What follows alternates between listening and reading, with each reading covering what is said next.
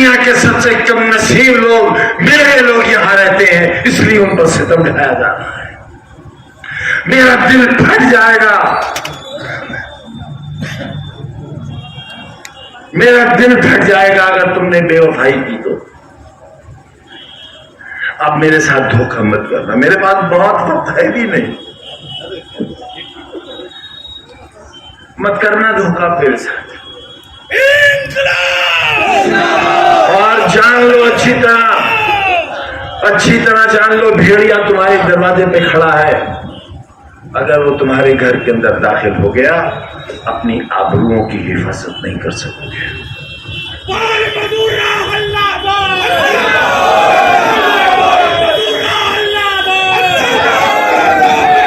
कुछ मत सोचना मेरे लिए, कुछ मत सोचना मेरे बारे में बहनों, कुछ मत सोचना।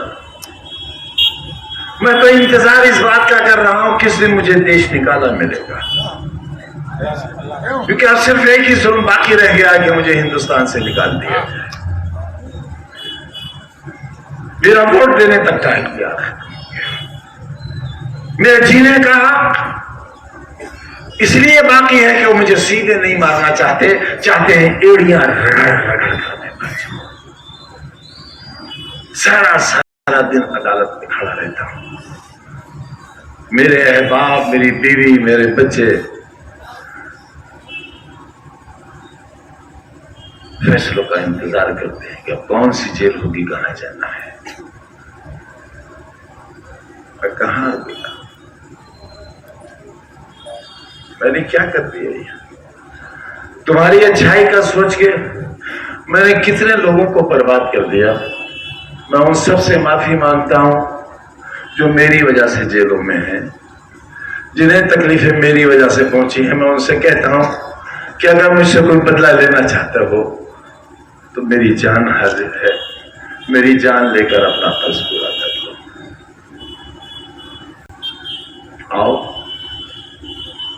आओ मारो मुझे, पथराव करो मेरे ऊपर, कोई तमंचा निकालो। इसी किले के मैदान में मेरे सीने पर 7-7, 8-8 तमंचे रखकर गोली चलाई गई थी। मैं तो तब भी नहीं मरा था, लेकिन मैंने किसी से इंतकाम नहीं लिया था। खुदा की कसम मैंने हर गुनहगार, हर जालिम को माफ कर दिया था। आखिर मुझे किस बात की सजा मिली है, किस गुनाह की सजा मिली है? तुमसे मोहब्बत की सजा, तुम्हारी चाहत की सजा, तुम्हें अपना कहने की सजा, तुम्हारे लिए भूखे रहने की सजा, तुम्हारे लिए कभी ना हंसने की सजा, तुम्हारे लिए अंधेरों में रहकर तुम्हारे लिए दुआएं मांगने की सजा।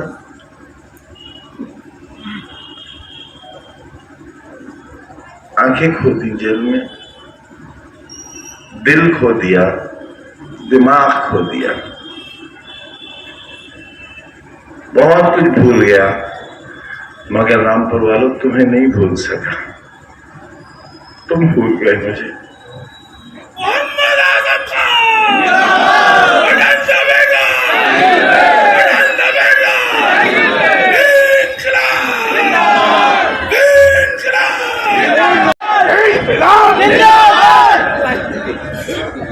स्टेज पर सभी मौजूद साहिबान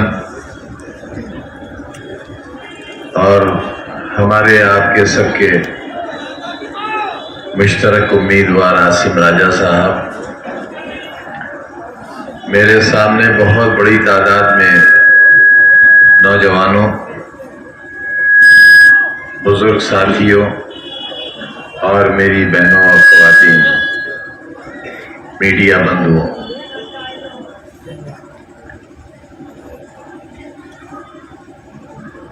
मैं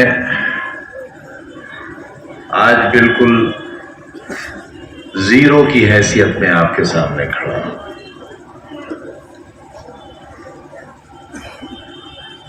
मैं एमपी नहीं हूं, गुजरे हुए कल का वजीर नहीं हूं, एमएलए नहीं हूं, और यहां तक कि मुझे वोट देने का हक भी नहीं है।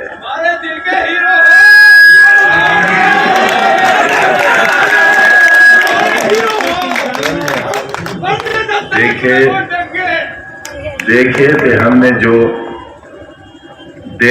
हमने जो वो हसी ख्वाब क्या हुए, वो वादा अदलसो कम ख्वाब क्या हुए। हमसे तो बहुत वादे किए थे बापू आपने, मुल्क को आजाद कराने वालों बहुत वादे किए थे, और हमारे उलमा ने फांसी के फंदे चूमे थे। उनकी कुर्बानियां इतनी थी कि गड्ढे पट गए थे और टीले बन गए थे उनकी लाशों से। उनकी हवेलियों के दरवाजे उनकी लाशों से सजा दिए गए थे। एक मीर जाफर ने किले का दरवाजा खोल दिया था और वक्त का टीपू सुल्तान अपने तमाम साथियों के साथ शहीद हो गया था। ये वो दिन था जब अंग्रेज हिंदुस्तान में दाखिल हुआ। तारीख फिर अपने आप को दोहराती है। बहुत नाराज रहते हैं आप लोग हमसे। आपसे मुराद आप नहीं, वो लोग जो मुनाफिक हैं, जो अपने आप के दुश्मन हैं, अपने कल के दुश्मन हैं, अपनी नस्लों के दुश्मन हैं। यहाँ भी कम नहीं होंगे वो लोग, और यहाँ वो लोग भी मौजूद हैं जिनका टेलीफोन सीधा मुरादाबाद और रामपुर और लखनऊ और दिल्ली तक मिला हुआ होगा। यहां से डायरेक्ट टेलीकास्ट हो रहा है और सुना जा रहा है। अगर मेरी ये हैसियत नहीं होती, जिसकी कोई गलतफहमी नहीं है मुझे, तो 24 घंटे नहीं बल्कि 24 मिनट के अंदर मेरी मेंबरशिप खारिज करके इलेक्शन कमीशन नए चुनाव का ऐलान नहीं कर देता।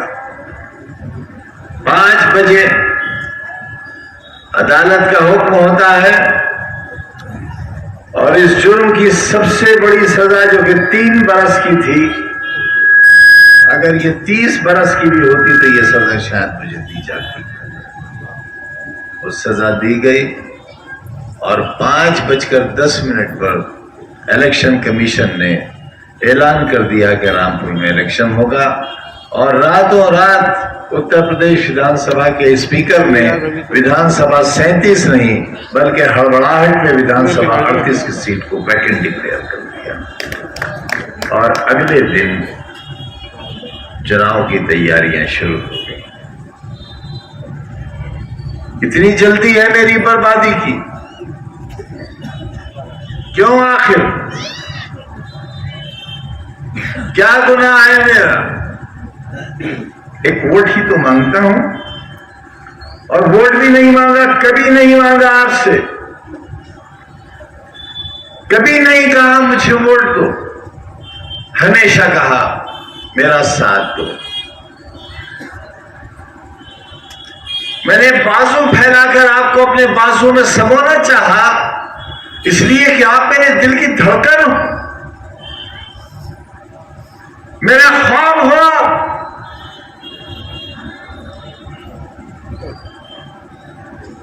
मैं आबरू हूं आपकी और आप जान हो मेरी। न मैं आबरू खोना चाहता हूं और न तुम जान खोना चाहोगे।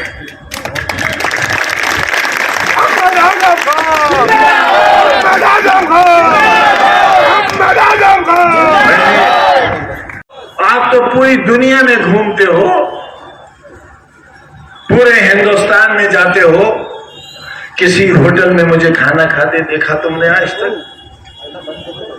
रामपुर में कहीं चाय कॉफी पीते देखा आज तक? किसी ठेले पर बताशे खाते देखा आज तक? कभी कहकहा मारकर हंसते हुए देखा मुझे आपने? फिर आखिर मेरी मुस्कुराहटें क्यों छीन लिया आपने? मेरी सांसें क्यों छीन लिया आपने? 27 महीने की तनहा कोठरी की कैद क्यों दी आपने? क्या गलती थी हमारी? क्या खता थी हमारी? गुनाह बताओ हमारा, क्यों हुआ हमारा दुश्मन? सरकार क्यों दुश्मन हुई मेरी जान की दुश्मन क्यों हुई? मुझे क्यों जेल में जहर दिया गया? बताओ मुझे क्यों जहर दिया गया? 2 दिन तक कोरोना के भयानक मरीज को जेल के बाहर क्यों नहीं जाने दिया गया ताकि मैं मर जाऊं? क्यों आखिर किया आपने मेरे साथ ऐसा? मैंने तो तुम्हारे लिए एक ऐसा शानदार अस्पताल बनाया था जहां इतनी ऑक्सीजन का इंतजाम था कि पूरे मंडल के मरीज रामपुर आए थे। ये थी मेरी सोच उस वक्त जब कोरोना का नाम कोई जानता तक नहीं था। मैं तुम्हारे लिए एक ऐसा मेडिकल कॉलेज बना रहा था जहां दुनिया भर के लोग आते हैं। तुम्हारे मरीजों को दिल्ली और बंबई न जाना पड़ता। तुमने क्यों नहीं बनने दिया उसे? हाथ उठाकर बताओ कितने लोगों ने जौहर यूनिवर्सिटी को चंदा दिया है? तो बताओ हाथ उठाकर। एक डूबकर मर जाऊं मैं शर्म से।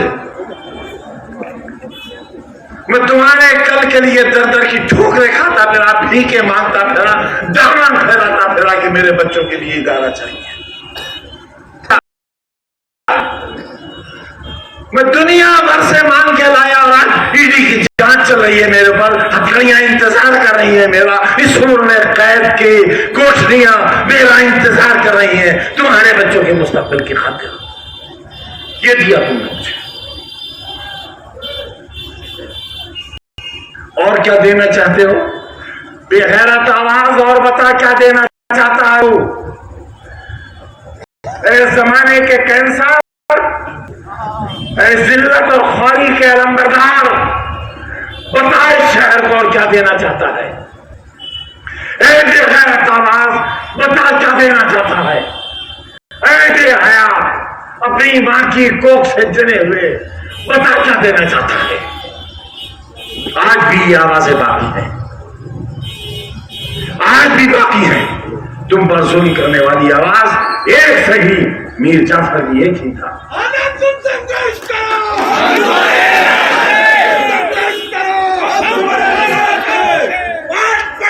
मेरी मौत चाहते हो? मेरी मौत चाहते हो? मारो मुझे, मार दो गोली यहां मुझे। खुदा की कसम वो मौत मेरी जिंदगी की तकलीफों से सस्ती होगी और अच्छी होगी। मेरे पूरे घर को मार दो। तुम्हें मालूम है जुल्म के कितने पहाड़ सह रहे हैं हम?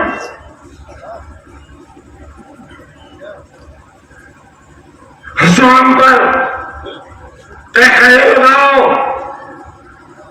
बेचो अपना जमीर, बिक जाओ एक टके के लिए और इतना करो उन अफसरान को जो हमारी बर्बादी चाहते हैं।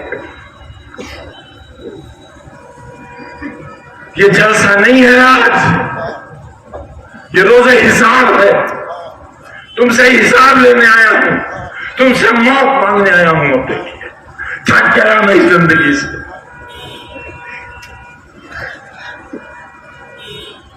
अजहर खान जेल में बंद है, उनकी एरिया के आंसू नहीं देखे जाते मुझसे। जेल में बच्चे बंद है बेगुनाह, किसी ने मशीन नहीं चुराई है, किसी ने फर्नीचर नहीं चुराया है। मैं लाता था कलकत्ते से ट्रक के ट्रक भर के फर्नीचर के पुराने कबाड़ के, उनकी मरम्मत कराता था, उन्हें पॉलिश कराता था और तुम्हारी उस यूनिवर्सिटी में उन्हें सजाता था। कर ले गई, छोर बना दिया। जीना चाहूंगा, जीना चाहूंगा ऐसी जिंदगी ना। हराम है खुदकुशी, इसलिए जिंदा हूं, इसलिए जिंदा हूं क्योंकि खुदकुशी हराम है। घर से नहीं निकले आप, 32% वोट दिए आपने देते तो आसिम राजा आज 60,000 70,000 वोट से जीता हुआ मेंबर पार्लियामेंट होता और मेरी वकालत कर रहा होता पार्लियामेंट में। आपने हरा दिया उसे। शाबाश, मुबारक आपको, मुबारक गयूर रामपुर वालों आपको। एसी की ठंडक मुबारक, कूलर की ठंडक मुबारक, टाइल्स लगे हुए घर मुबारक, पत्थर के फर्श मुबारक फिसल के गिर जाते अगर वोट डालने चले जाते। पुलिस ने डंडा मारा था ना जमीन पर, इसलिए भाग खड़े हुए थे।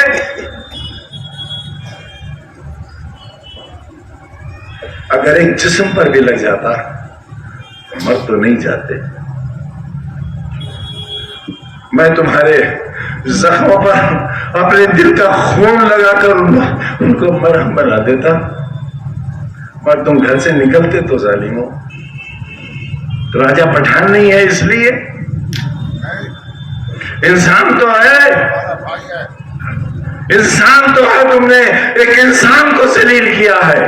आवाज दो, आवाज दो। पार्लियामेंट की सीट जीत कर दी थी। किससे जीती थी मैंने? हिंदुस्तान की एक बहुत मशहूर फिल्म अदाकारा से, जिनका बहुत ग्लैमर था रामपुर में। दो बार की सांसद रही हुई। उत्तर प्रदेश में भाजपा की सरकार, केंद्र में भाजपा की सरकार। इसके बावजूद आजादी के एक लंबे सफर में 1947 के बाद आपकी झोली में लाकर डाल दी थी ये सीट, तकरीबन 1.5 लाख वोटों से जीतकर। और उस वक्त जबकि 1.5 लाख वोटों की बेईमानी भी हुई थी, मगर आपने उसकी कदर नहीं की। ठोकर से मार दिया आपने उसे।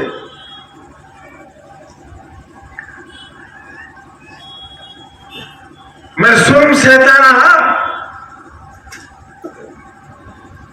मेरा पूरा खानदान, ये खानदान ही तो है मेरा, आज भी जेलों के अंदर है। मैं तनहा कोठरी में अंधेरी रातों में तुम्हारे कल की याद करके रोता रहा। प्लास्टिक के मग में दाल के पानी से सड़े हुए गेहूं की रोटी खाता रहा।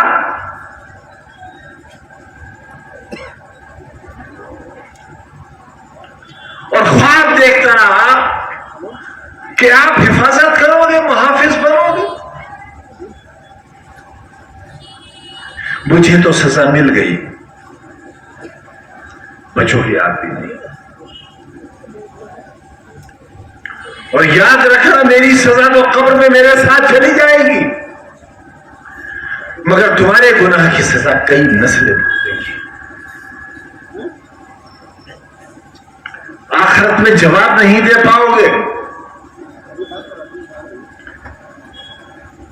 मैं जब एम्बुलेंस से अपनी जिंदगी और मौत की सांसें गिन रहा था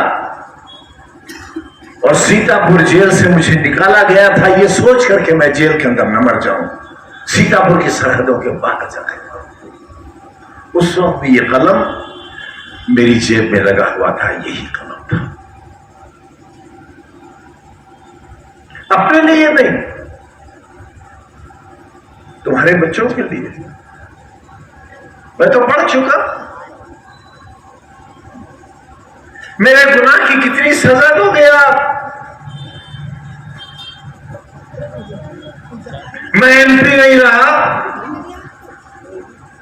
इसलिए कि मैंने ये सोचा था कि हुकूमत आ जाएगी और मैं उस अंधेरे को एक बार फिर उजाले में तब्दील करने की मौला के करम से कोशिश करूंगा जो रह गया। उम्मीद थी कि सरकार बनेगी, यकीन था सरकार बनेगी, ना उम्मीद पूरी हुई ना यकीन पूरा हुआ, सरकार नहीं बन सकी।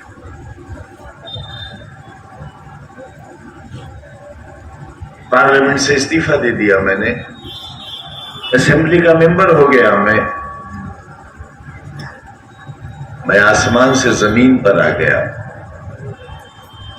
वो आसमान जो कभी मेरा था, वो जमीन जो कभी मेरी थी, आपने ना आसमान का लिहाज किया और ना जमीन का लिहाज किया। मैं शिकायत करने आया हूं आपसे और इस खाने खुदा को जिस तरह हासिल जानकर आसिम राजा ने कहा है, मेरी जेल की एक सांस का हिसाब नहीं चुकता कर सकते आप, मेरे एक आंसू का हिसाब नहीं दे सकते आप। सामने की बैरक में मेरी बीवी बंद थी और 8x11 की कोठरी में मेरे साथ मेरा बेटा बंद था। कोई है बाप, कोई है ऐसा जालिम बाप जो 27 महीने तक अपनी औलाद के खून के आंसू अपनी आंखों से देखता रहा हो? है कोई बाप ऐसा जालिम? मैं हूं ऐसा बाप। किसके लिए? बच्चे का मुस्तकबिल खो दिया किसके लिए? बीमार बीवी 1 साल एड़ियां रगड़ती रही कैद के अंदर, प्रोफेसर से रिटायर होने वाली औरत किसके लिए? सोने और चांदी के कंगन के लिए? किसी आलीशान कोठी या महल के लिए? किसी जहाज या हेलीकॉप्टर के लिए? इसके लिए। पार्लियामेंट का चुनाव आया और आपने आसिम राजा को हरा दिया। शर्म नहीं आई आपको?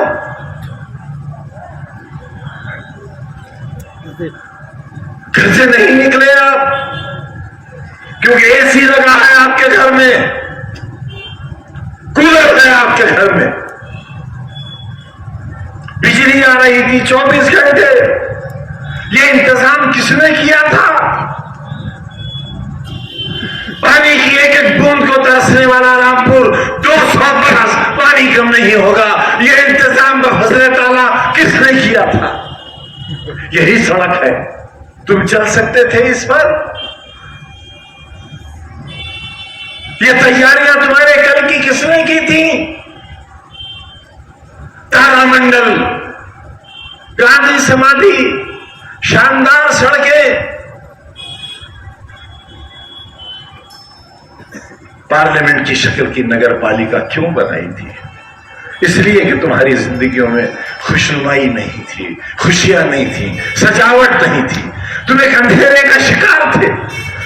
तुम एक ऐसी रियासत में रहते थे जिसका मालिक तुम्हें गधे का बच्चा कहता था, तुम्हारे अजदाद को गधे का बच्चा कहता था, और जो गधे का बच्चा कहलाता था वो अपने घर जाकर कहता था आज सरकार ने हमें गधे का बच्चा कहा है। मैं तुम्हें इंसान बनाना चाहता था, मैं तुम्हें बेहतरीन शहरी बनाना चाहता था, मैं तुम्हें हिंदुस्तान का सबसे अच्छा शहरी बनाना चाहता था, मैं तुम्हारे बच्चों को कलेक्टर और एसपी की कुर्सी पर बैठाना चाहता था, तुम्हारे दिल और दिमाग का इलाज करने वाला डॉक्टर बनाना चाहता था। यह था मेरा खुदा। तो तुमने क्या किया मेरे अरमानों के साथ? घर से नहीं निकले राजा के लिए, क्योंकि एयर कंडीशन की ठंडी हवाएं तुम्हें ज्यादा पसंद थी। नैनीताल की ठंडी फिजाएं, हवाएं और वहां की पहाड़ियां तुम्हें पसंद थी और तुम नैनीताल चले गए उस दिन। शर्म नहीं आई? नहीं शर्म आई? मुझे आई, मुझे आज भी आती है शर्म। वहां जाकर शराबें पीने वाले लोग, ठंडी वादियों में ऐशो इश्रत का वक्त गुजारने वाले लोग रामपुर के मुस्तकबिल के मुहाफिज नहीं हो सकते, ना आज और ना आने वाले कल।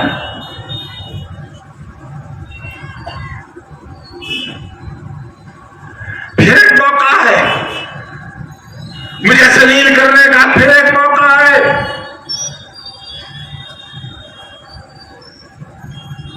मैं चुनाव जीतता रहा तुम्हारी मोहब्बतों से, लेकिन चुनाव हराने वालों की ताकतें बहुत ज्यादा थी, मगर क्योंकि फजल इलाही हमारे साथ था लिहाजा फतह हमारे नाम लिखी जाती थी और दुश्मन जलील और ख्वार हुआ करता।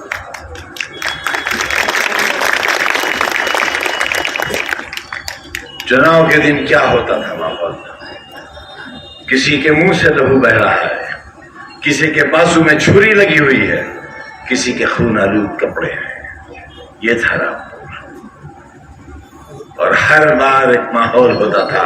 गिरा लिया इस बार शैतान को, गिरा लिया मूसी को, गिरा लिया जालिम को, गिरा लिया फिरौन को। ये लक़ब दिए जाते थे मुझे, मैं तुम्हारी बस्ती का फिरौन था। क्या कर रहा हूं भाई? लेकिन तुम्हारे ही बुजुर्गों ने, टेक्सटाइल के मजदूरों ने, रिक्शा चलाने वालों ने और बीड़ी के मजदूरों ने मेरे आंसुओं को अपनी हथेलियों में लेकर अपने होठों से चूस लिया था। इसलिए मैं तुम्हारी नुमाइंदगी करता रहा था। कोई खुशहाल, कोई नामवर शख्स मेरे साथ नहीं था, कोई पक्के मकान वाला मेरे साथ नहीं था, कोई मोटर वाला मेरे साथ नहीं था, कोई सफेद पोश मेरे साथ नहीं था। आज ये जो कुछ नजर आ रहा है, ये मेरी 50 साल की मेहनत का नतीजा है, मेरी 50 बरस की।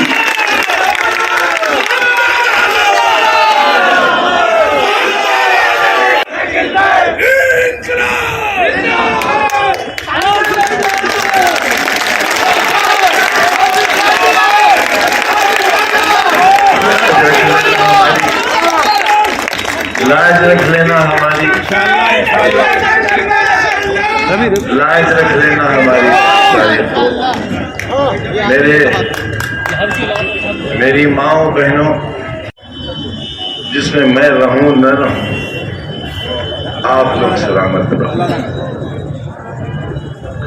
अब मैं उस मंजिल में हूं कि तुम्हारे लिए दुआएं करने के सिवा मेरे पास और कुछ नहीं बचा। आपकी खैर और आफियत की दुआ करता हूँ और खुमार मारा पंखी के 2 शेर सुनाकर आपसे रुखसत देता हूँ। मुझको शिकस्त दिल का मजा याद आ गया, दिल टूटने का। मुझको शिकस्त दिल का मजा याद आ गया, और तुम क्यों उदास हो गए, क्या याद आ गया? मुझको शिकस्त दिल का मजा याद आ गया, और तुम क्यों उदास हो गए, क्या याद आ गया? कहने को जिंदगी थी बहुत मुख्तसर, मगर कुछ यूं बसर हुई कि खुदा याद आ गया। डर, हर लम्हा सुन का इंतजार, ये आबादी बदनसीबों की आबादी है। पूरी दुनिया के सबसे कम नसीब लोग, मेरे लोग यहां रहते हैं, इसलिए उन पर सितम ढाया जा रहा है। मेरा दिल फट जाएगा, मेरा दिल फट जाएगा अगर तुमने बेवफाई की तो। अब मेरे साथ धोखा मत करना, मेरे पास बहुत वक्त है भी नहीं,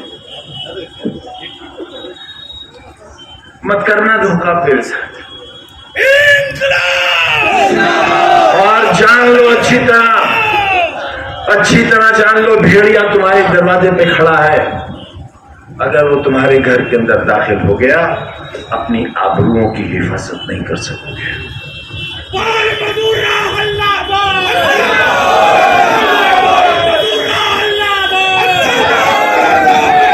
कुछ मत सोचना मेरे लिए, कुछ मत सोचना मेरे बारे में बहनों, कुछ मत सोचना। मैं तो इंतजार इस बात का कर रहा हूं किस दिन मुझे देश निकाला मिलेगा, क्योंकि अब सिर्फ एक ही जुल्म बाकी रह गया कि मुझे हिंदुस्तान से निकाल दिया जाए। मेरा वोट देने तक टाइम गया,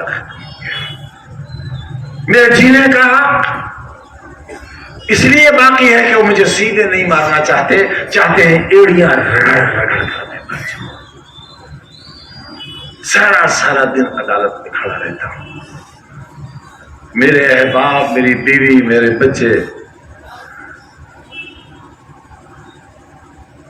फैसलों का इंतजार करते हैं कि अब कौन सी जेल होगी, कहां जाना है, मैं कहां गया, मैंने क्या कर दिया।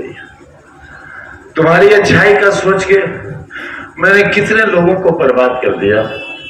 मैं उन सब से माफी मांगता हूं जो मेरी वजह से जेलों में हैं, जिन्हें तकलीफें मेरी वजह से पहुंची हैं। मैं उनसे कहता हूं कि अगर मुझसे कोई बदला लेना चाहता हो तो मेरी जान हाजिर है, मेरी जान लेकर अपना फर्ज पूरा कर लो। आओ आओ, मारो मुझे, पथराव करो मेरे ऊपर, कोई तमंचा निकालो। इसी किले के मैदान में मेरे सीने पर 7-7, 8-8 तमंचे रखकर गोली चलाई गई थी। मैं तो तब भी नहीं मरा था, लेकिन मैंने किसी से इंतकाम नहीं लिया था। खुदा की कसम, मैंने हर गुनहगार, हर जालिम को माफ कर दिया था। आखिर मुझे किस बात की सजा मिली है? किस गुनाह की सजा मिली है? तुमसे मोहब्बत की सजा,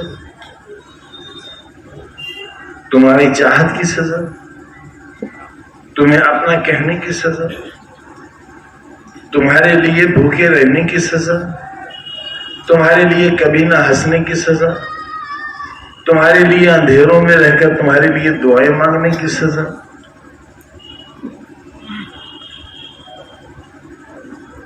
आंखें खो दी जेल में, दिल खो दिया, दिमाग खो दिया, बहुत कुछ भूल गया, मगर रामपुर वालों तुम्हें नहीं भूल सका। तुम भूल गए मुझे।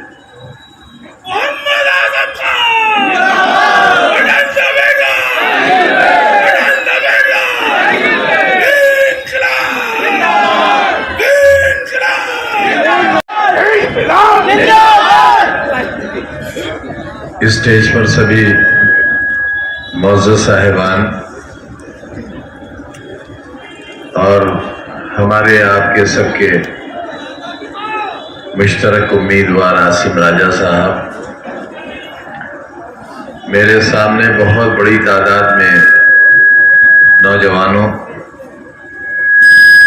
बुजुर्ग साथियों और मेरी बहनों और ख़वातीन, मीडिया बंधुओं,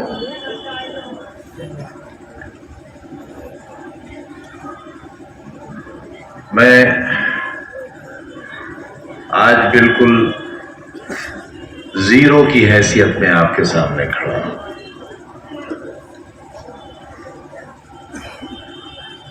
मैं एमपी नहीं हूं, गुजरे हुए कल का वजीर नहीं हूं, एमएलए नहीं हूं, और यहां तक कि मुझे वोट देने का हक भी नहीं है।